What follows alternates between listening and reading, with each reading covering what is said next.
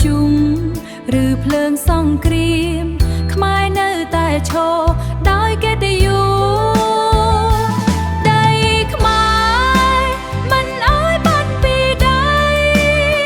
ប្រវត្តិសាស្ត្រនៅក្នុងបេះដូងយើងមិនថាអ្នកណាចង់ឈ្លានពានយកខ្មែររួបរวมគ្នា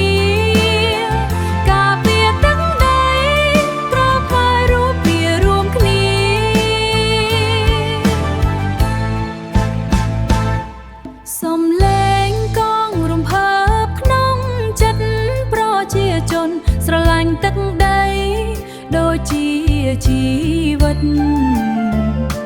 គេដំណើរដូនតាដែលបានបន្សល់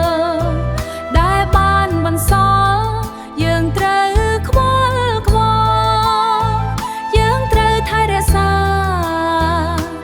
ឲ្យគង់វង្សសន្តិភាពគឺជាអ្វីដែលយើងចង់បាន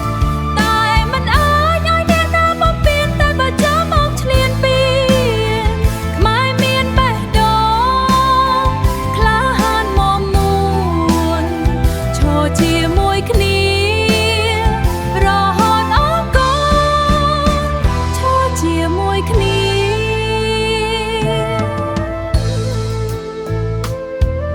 ព្រះច័ន្ទរះលើអង្គរវត្ត